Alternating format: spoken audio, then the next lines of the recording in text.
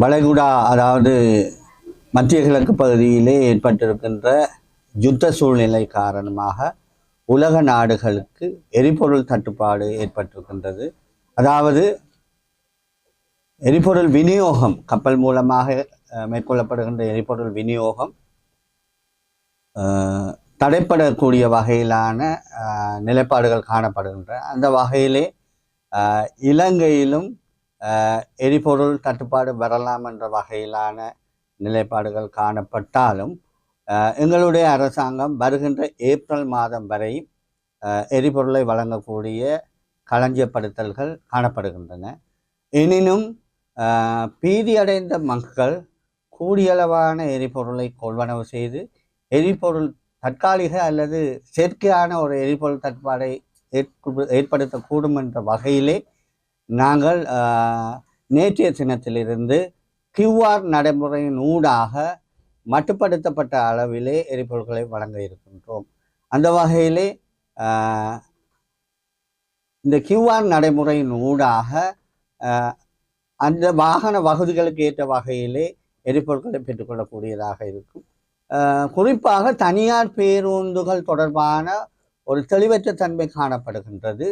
ஆனால் அங்கு தெளிவாக இலங்கை பெட்ரோலிய கூட்டுறவு தாபனத்தினுடைய விளம்பரப்படுத்தப்பட்டுள்ளது. தெளிவாக தனியார் பேருந்துகள், அதாவது போக்குவரத்தில் ஈடுபடுகின்ற பேருந்துகள் தங்களுக்கு தேவையான எரிபொருட்களை வருகின்ற 3 நாட்களுக்கு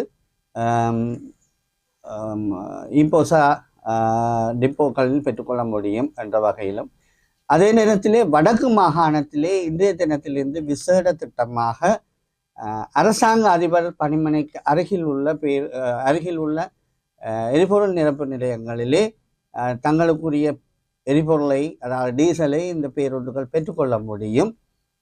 அதன் பிற்பாடு அவர்களுக்கு தேவையான எரிபொருளை பெற்றுக்கொள்ளக்கூடிய வகையிலே கியூஆர் நடைமுறையில் மாற்றம் ஏற்படுத்தப்பட இருக்கின்றது. இதைவிட விசேடமாக விவசாய நடவடிக்கைகளில் ஈடுபடுகின்ற விவசாயிகளுக்கு எரிபொருள் தேவைப்பாடு காணப்படுகின்றது. அவர்களுக்கு வாரத்துக்கு 25 லிட்டர் என்ற வகையிலே டிராக்டர்களுக்கு, அதாவது உழவு இயந்திரங்களுக்கு வழங்குவதாக இருந்த போதும் இதற்கு மேலாக அவர்களுடைய விவசாய நடவடிக்கைக்கு தேவை ஏற்படும் என்ற வகையிலே அவர்களிடம் இந்த கோரிக்கைகள் கிடைக்கப்பட்டிருக்கின்றன. குறிப்பாக வவுனியா மாவட்டத்திலே சிறுபோக பயிற்சிகைகள் ஆரம்பிக்கப்பட்டுள்ளன. எனவே அவர்களது உழவு நடவடிக்கைகளுக்கு எரிபொருட்கள் தேவைப்படும். அந்த வகையிலே அதே போல் ஏனைய மாவட்டங்களிலே ஏனைய மாவட்டங்களிலே அறுவடை நடவடிக்கைகள் ஏற்படுத்தப்பட்டு கொண்டிருக்கின்றன. எனவே அறுவடை நடவடிக்கைகளுக்கும் எரிபொருட்கள் தேவையாக இருக்கின்றது. இதனை கருத்தில் கொண்டு நேற்றைய தினம் நான் ஜனாதிபதியின் செயலாளருடன் கலந்துரையாடி நேரடியாக கடிதம் மூலமாக தெரிவித்திருக்கின்றேன். அந்த வகையிலே அங்கிருந்து ஒரு சாதகமான பதில் இன்றைய கலந்துரையாடல் கிடைக்கப்பெறும். எனவே விவசாயிகளுக்கு மாற்றொழுங்குகள் செய்து கொடுக்க நாங்கள் தீர்மானித்திருக்கின்றோம்.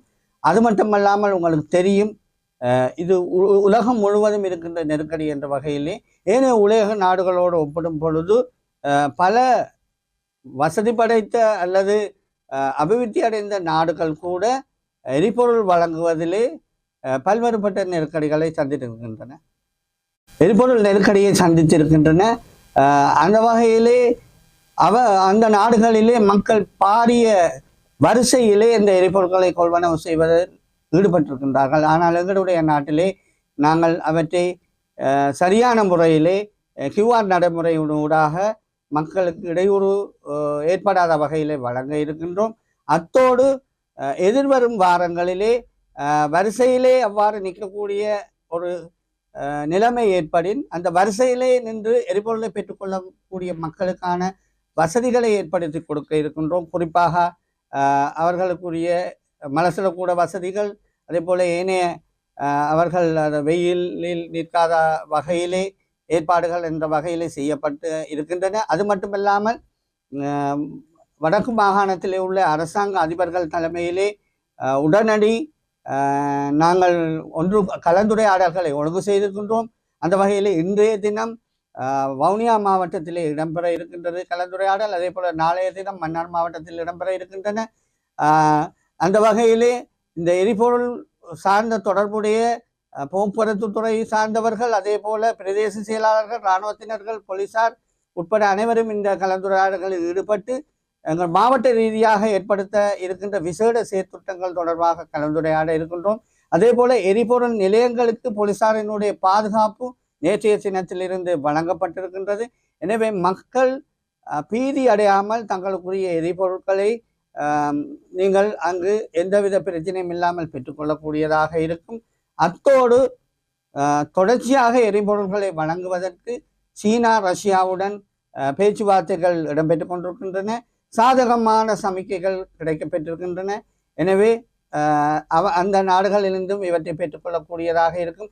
அதேவேளை இந்தியாவிலிருந்து வர இருக்கின்ற 2 கப்பல்கள் மின்சாரத்துக்கு தேவையான மின்சார பிறப்பாக்கிகளுக்கு தேவையான அதாவது க்ரூட் ஆயில் அவற்றினை பெற்று தருவதாக இந்தியா கூறியிருக்கின்றது.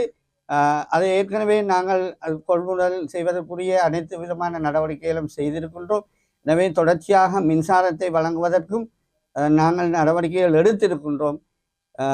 ஆனால் உலகின் இந்த போர் நடைபெறுகின்ற இந்த போக்கு சற்று வித்தியாசமாக இருப்பதனால் எதிர்வரும் காலங்களில் நாங்கள் வெவ்வேறு மாற்றங்களை இந்த எரிபொருள் வழங்குவதில் செய்ய வேண்டிய தேவை இருக்கின்றது. நிச்சயமாக அது தொடர்பாக தொடர்ச்சியான கலந்துரையாடல்கள் அவ்வப்போது ஏற்படுத்தி நாங்கள் மக்களுக்கு தேவையான இந்த எரிபொருளை விநியோகிக்கிறதுக்கு தயாராக இருக்கணும். அத்தோடு மீனவர்களுக்கு தேவையான அவர்களது படகுகளுக்கு தேவையான மண்ணெண்ணெய் விநியோகத்தையும் சீர்படுத்தக்கூடிய வகையிலே நாங்கள் ஒழுங்குகளை மேற்கொண்டிருக்கின்றோம். எம்மை பொறுத்தவரையிலே இந்த வருகின்ற ஏப்ரல் மாதம் வரையும் எரிபொருட்கள் இருப்பதாக இலங்கை பெட்ரோலிய கூட்டுத்தாபனம் கூறியிருக்கின்றது. அத்தோடு இந்த எரிபொருள் தொடர்பாக எரிபொருள் தட்டுப்பாடு தொடர்பாக ஏதோ வேறு வேற்று கிரகத்திலிருந்து அல்லது வேறு உலகத்தில் இருந்து வந்தவர்கள் போல எதிர்கட்சியினர் அரசாங்கத்தினை குற்றம் சாட்டுகிற நிலைப்பாடு இருக்கின்றது. இவர்களுக்கு புரியவில்லையா? உலகிலே ஒட்டுமொத்தமான நாடுகளுமே முழு உலகமுமே இந்த எரிபொருள் நெருக்கடிக்கு உள்ளாகி இருக்கின்றது. இலங்கை மட்டுமல்ல, இவர்கள் ஒரு சந்தர்ப்பவாதத்தை இங்கு பயன்படுத்தி கொள்கின்றார்கள். அவர்களது சந்தர்ப்பவாதம் எடுபட போவதில்லை. மக்களுக்கு தெரியும், மக்கள் தெளிவாக அறிந்திருக்கின்றார்கள். இது ஒட்டுமொத்தமான உலகுக்குமான ஒட்டுமொத்த பிரச்சினை. இவர்கள் தங்களுடைய ஒரு கீழ்த்தரமான ஒரு மலிவான ஒரு அரசியலை மேற்கொள்வதற்காக இவ்வகையாக கூறிக்கொண்டிருக்கிறார்கள். குறிப்பாக எதிர்கட்சி தலைவராக இருக்கிற சஜித் பிரேமதாச குழந்தையை விட மிகவும் மோசமான நிலையிலே அவருடைய மனநிலை காணப்படுகின்றது. அவர் எந்த மாற்று கிரக வாசி போல தன்னுடைய உரையிலே பல்வேறுபட்ட விடயங்களை கூறுகின்றார். நாட்டிலே QR கோட்டை நடைமுறைப்படுத்தி விட்டதாக கூறுகின்றார்.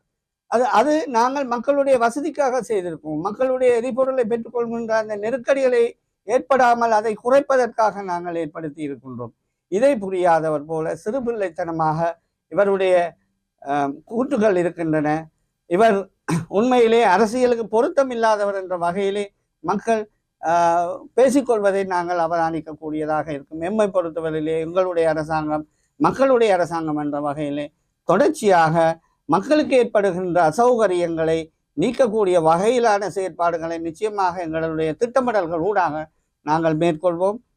மக்கள் பீதி அடையாமல் எரிபொருளை கொள்வனவு செய்து சேமித்து வைக்க வேண்டும் என்ற வகையிலே ஈடுபடாமல் இருப்பது நல்லதென்று நினைக்கின்றேன். அத்தோடு மக்கள் பொது போக்குவரத்தை கூடுதலாக பயன்படுத்துவதை நாங்கள் ஊக்குவிக்கின்றோம். அது மட்டுமல்லாமல் ஏனைய பொருட்கள் விலைவாசிகள் தொடர்பாகவும் பல்வேறுபட்ட ஊகங்கள் தெரிவிக்கப்படுகின்றன. எனவே எது எவ்வாறு இருப்பினும் எங்களுடைய அரசாங்கம் தெளிவான நிலையிலே இருக்கின்றது. இந்த மக்களுக்கான எரிபொருள் விநியோகத்தை சரியான முறையில் வழங்க வேண்டும் என்று நிச்சயமாக பாதிக்கப்படாத வகையிலே நாங்கள் எரிபொருள் விநியோகத்தை தொடர்ச்சியாக எமது அரசாங்கம் வழங்கும். உண்மையிலே இந்த போதைப் பொருளை இலங்கைக்கு கொண்டு வந்து இலங்கை மக்களை போதைப் பொருளுக்கு அடிமையாக்கின அந்த பெருமை எங்களுடைய கடந்த கால அரசாங்கங்களை சாரும். அவர்களுடைய அரசியலை நிலைநிறுத்தி கொள்ளவும் அவர்கள் தங்களை வளப்படுத்தி கொள்ளவும் தங்களது உறவினர்கள் நண்பர்கள் அனைவரையும் பணக்காரராக்குவதற்கும் அல்லது வசதி வாய்ப்பு உள்ளவர்களாக ஆக்குவதற்கும் மக்களை பலிக்கடா ஆக்கினார்கள் இந்த போதைப்பொருள் ஊடாக. அவர்களுடைய செயற்பாட்டின் காரணமாகத்தான் இந்த போதைப் பொருள் மிகவும் மோசமான நிலையிலே இலங்கையிலே வியாபித்திருக்கிறது. பொறுப்புள்ள அரசாங்கம் என்ற வகையிலே நாங்கள் தேர்தல் விஞ்ஞாபனத்திலே கூறியபடி போதைப் பொருளை முழுமையாக இந்த நாட்டிலிருந்து அழித்தொழிப்பதற்குரிய நடவடிக்கைகளை நாங்கள் ஜனாதிபதி தலைமையிலே விசேட செயற்திட்டத்தினூடாக நடைமுறைப்படுத்தி கொண்டிருக்கின்றோம். அந்த வகையிலே கடந்த காலங்களிலே பாரிய அளவான போதைப் பொருட்கள் கைப்பற்றப்படுவதோடு போதைப் பொருட்களை கொண்டு வருபவர்கள் கைது செய்யப்பட்டிருக்கின்றார்கள். குறிப்பாக அண்மையிலே 600 கிலோகிராமுக்கு மேலதிகமான ஹெரோயின் மற்றும் ஐஸ் போதைப் பொருட்கள் கைப்பற்றப்பட்டதோடு பயங்கரமான ஆயுதங்களும் இவர்களிடமிருந்து கைப்பற்றப்பட்டிருக்கின்றன. கூடுதலாக ஆழ்கடல் தொழிலிலே தொடர்ச்சியாக வாரக்கணக்கிலே இருந்து மீன்பிடி தொழிலில் ஈடுபடுகின்ற சில படகுகள் இந்த போதைப் பொருள் வியாபாரத்தில் அல்லது போதைப் பொருளை பரிமாற்றுவதில் முக்கியமாக பங்கை வகிக்கின்றது. எனவே இவற்றின் துரிதமான கண்காணிப்பு கடற்படையினருடைய அர்ப்பணிப்பான அந்த செயற்பாடின் ஊடாக நிச்சயமாக இவற்றை நாங்கள் கட்டுப்படுத்துவோம். அதே போல நாங்கள் இவ்வாறு ஆழ்கடல் மீன்பிடியிலே ஈடுபடுகின்ற படகு உரிமையாளர்களிடம் கேட்டுக்கொள்கின்றோம், தயவு செய்து இவ்வகையான மோசமான செயற்பாடுகளில் ஈடுபட வேண்டாம். இது எங்களது எதிர்கால சந்ததியினரை முழுமையாக இருள் சூழ்ந்த ஒரு மிக மோசமான சூழலுக்கு தள்ளிவிடும். எனவே தயவு செய்து இந்த நடவடிக்கைகளை தவிர்த்துக் கொள்ளுமாறு கேட்டுக்கொள்கின்றோம். எங்களுடைய அரசாங்கத்தினுடைய நடவடிக்கை போதைப் பொருளுக்கு எதிராக தொடர்ச்சியாக இருக்கும். அதற்கு முழு நாடுமே ஒன்றிணைந்து ஒத்துழைப்பு வழங்க வேண்டும் என்று நாங்கள் அன்பாக கேட்டுக்கொள்கின்றோம். நன்றி.